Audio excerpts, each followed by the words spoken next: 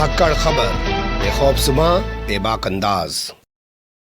धाकड़ खबर के news room से मैं आपके साथ हूं अकरम रईस खान। 6 दिसंबर को लेकर मथुरा में जो तनाव की स्थिति पैदा की गई थी वो अभी भी व्याप्त है, वो कम नहीं हो पाई है, क्योंकि भगवा गैंग ने सड़क से लेकर पार्लियामेंट तक इस मुद्दे को गरमाने का सिलसिला जो शुरू किया था वो अभी भी बदस्तूर जारी है। पहला सवाल आपके जहन में ये आना चाहिए कि आखिर क्या वो हालात हैं, क्या वो स्थितियां हैं जिनके आधार पर अब ये कहा जा रहा है कि ये लोग इस मुद्दे को ठंडा नहीं होने दे रहे हैं और इस मुद्दे को लेकर पूरी तनाव की स्थिति बनाए हुए हैं। 4 हिस्से में पूरी खबर आपके सामने रखने जा रहा हूं, आपको खुद अंदाजा हो जाएगा कि सड़क से लेके पार्लियामेंट तक कैसे हंगामा बर्पा किया जा रहा है।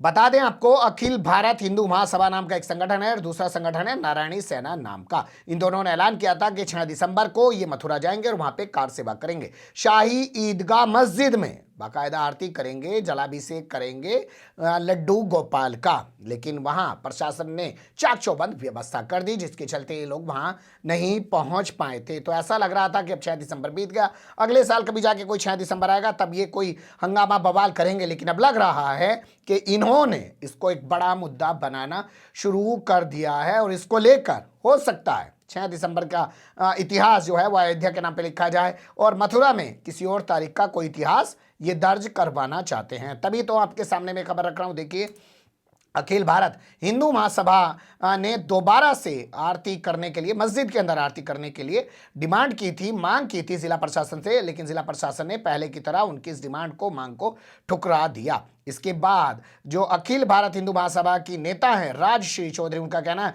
देखो जी, पहले कह रहे थे कि आपके आने से शहर का सांप्रदायिक स्वाद खराब हो जाएगा, शांति भंग हो जाएगी, इसलिए आपको परमिशन नहीं दी जाती है।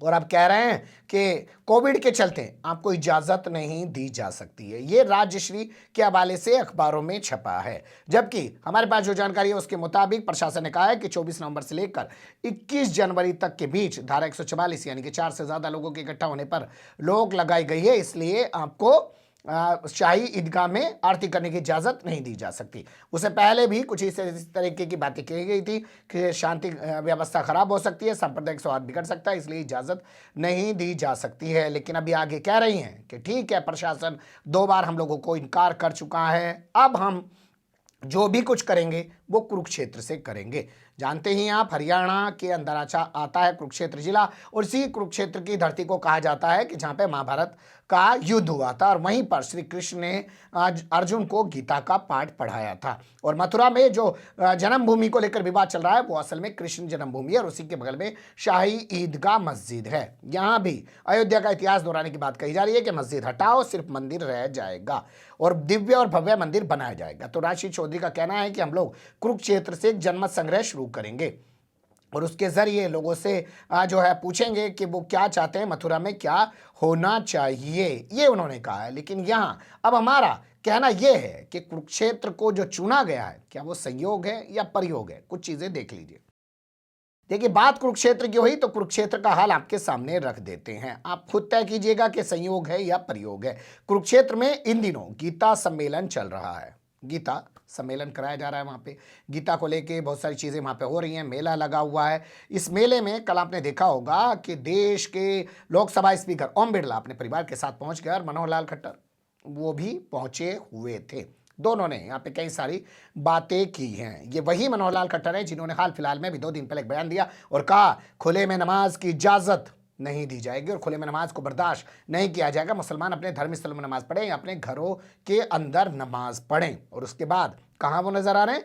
गीता सम्मेलन के अंदर। और हिंदू महासभा क्या कह रही है कि हम कुरुक्षेत्र से कृष्ण जन्मभूमि को शाही ईदगाह से मुक्त कराने के लिए अभियान चलाएंगे, जनमत संग्रह शुरू करेंगे, ये कह रहे हैं। इसी के साथ 2 खबरें और आई हैं इसी गीता सम्मेलन से जुड़ी हुई। यहाँ पे मुसलमानों का जो अहमदिया फिरका है, हालांकि लोग उन्हें मुसलमान कहते नहीं है, लेकिन अहमदिया फिरका जो है उनका एक बुक स्टॉल लगा हुआ था, जिसकी जानकारी मिलने के बाद भगवा गैंग यानी कि बजरंग दल के लोग यहाँ पहुंच गए, उन्होंने जंग का हंगामा किया। इसके बाद उनके स्टॉल को यहाँ से हटवा दिया गया। कहा गया कि जहाँ गीता सम्मेलन हो रहा है वहाँ मुसलमानों की या मुसलमानों से जुड़े हुए किसी भी संगठन की किताबें क्यों बिकने दी जा रही हैं। इसके अलावा एक खबर और छपी है, वो भी आपके सामने रख देते हैं। इसी गीता सम्मेलन से, इसी कुरुक्षेत्र से आ रही है। यहाँ पे मुस्लिम कलाकारों को बुलाया गया था, उसमें से एक कलाकार कृष्ण बना। जब इसकी जानकारी मिली भगवा गैंग को, बजरंग दल को, तो उन्हें गुस्सा आ गया और उन्होंने जाके उसको उसी के कमरे में घेर लिया। बताया जा रहा है कि उसे जय श्री राम के नारे लगवाए गए। अब बताइए, वो वन कृष्ण रहा है, नारे लगवा रहे हैं जय श्री राम के। खैर छोड़िए, वो इनका अपना विवेक है क्या लगवा रहे हैं। इसके अलावा उससे कई और तरह के आपत्तिजनक नारे लगवाए गए और उससे श्लोक पढ़ने के लिए भी कहा गया। कहा कि गायत्री मंत्र पढ़ो। अब हमारी जानकारी के मुताबिक गायत्री मंत्र का उच्चारण तो ब्राह्मणों को करना चाहिए, उसके अलावा किसी और को करना भी नहीं चाहिए और वो उसको फायदा भी नहीं पहुंचा सकता, लेकिन उससे गायत्री मंत्र का उच्चारण करवाया गया और तरह तरह के नारे लगवाए गए। तो ये कोई संयोग नहीं है, बाकायदा प्रयोग दिख रहा है कि हिंदू महासभा कह रही है कि हम कुरुक्षेत्र से जनमत संग्रह की शुरुआत करेंगे। अब तीसरा पहलू देख लीजिए। बीजेपी के एक सांसद हैं हरनाथ सिंह। हरनाथ सिंह ने राज्यसभा में इस मामले को उठाया। उन्होंने कहा कि ये क्या तरीका है कि मथुरा और अयोध्या को अलग करके देखा जा रहा है कि अयोध्या का मामला अलग है, मथुरा का मामला अलग है। हमारे लिए सारे मामले एक हैं।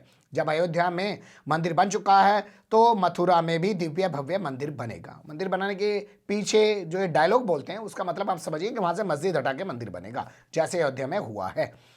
तो उन्होंने इस मुद्दे को उठाते हुए कहा कि 1991 में कानून बना दिया गया जिसके मुताबिक 15 अगस्त 1947 तक जो धर्मस्थल जिस स्थिति में है उसी स्थिति में रहेंगे, सिर्फ बाबरी मस्जिद राम जन्मभूमि विवाद के अलावा। तो अब ऐसे में उस कानून के तहत मथुरा में जो स्थिति है वही रहेगी, काशी में जो स्थिति है विश्वनाथ मंदिर के बगल में वो स्थिति रहेगी। तो ये इस कानून को खत्म कराने की बात कर रहे हैं। सुन लीजिए इनकी ज़बानी।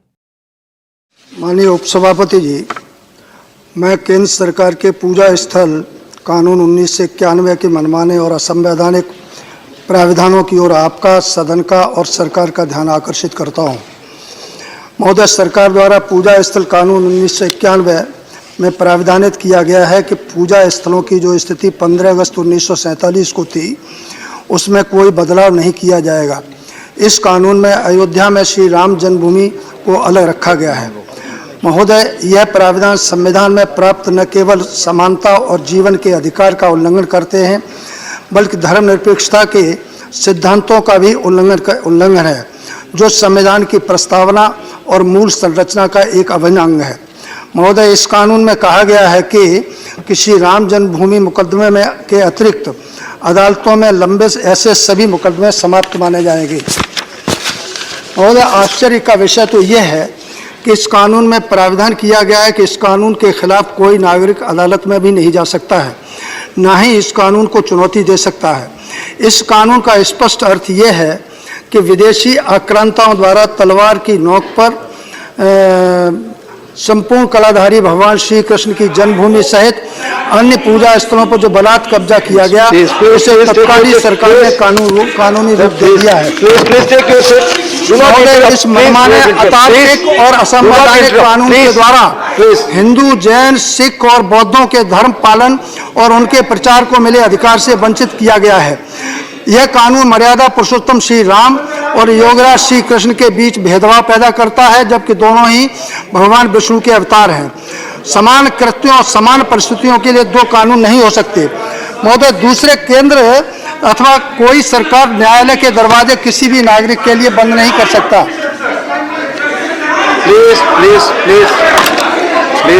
यह पूजा स्थल कानून पूर्णतः अतार्किक और असंवैधानिक धार्मिक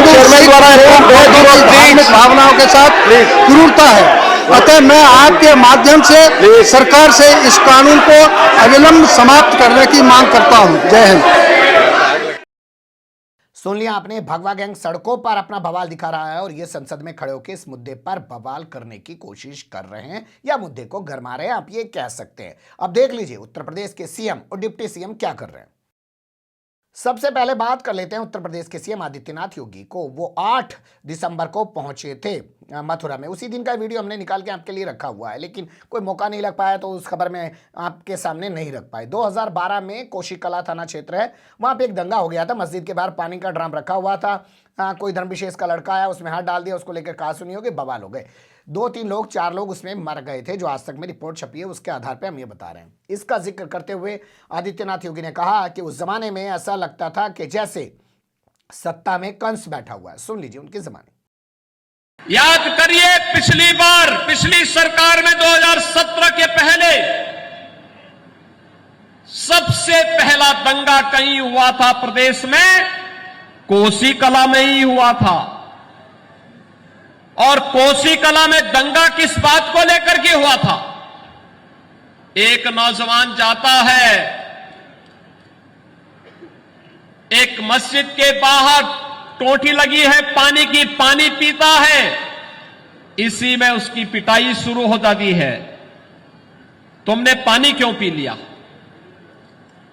और उसके बाद व्यापारियों के प्रतिष्ठानों को जलाया जाता है।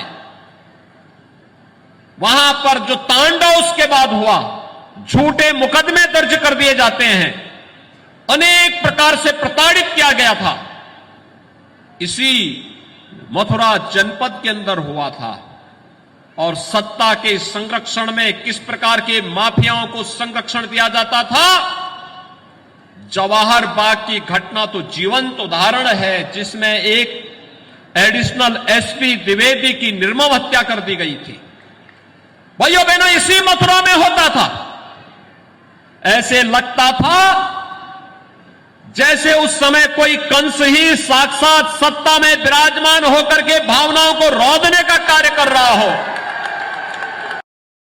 सुन लिया आपने, ये अपने आप को कृष्ण बताने की कोशिश कर रहे हैं, यानी कि वो कंस से अब ये सत्ता में कृष्ण बैठे हुए हैं। अब पता नहीं, समझ में नहीं आ रहा है कि उत्तर प्रदेश के अंदर राम राज चल रहा है कि कृष्ण राज चल रहा है, ये तो पूछना पड़ेगा। खैर, भगवाधारियों से वो इस बात को अच्छे से बता सकते हैं। लेकिन आदित्यनाथ योगी ने अखिलेश यादव को कंस बता दिया। हालांकि बेहतर होता जब वो पानी को लेकर बात कर रहे थे कि मस्जिद के बाहर पानी रखा था, पानी पीने पर विवाद हो गया। हालांकि जो हमने खबर सर्च की उसमें ऐसा कुछ नहीं लिखा हुआ, ये बताया गया कि पानी में हाथ डाल दिया।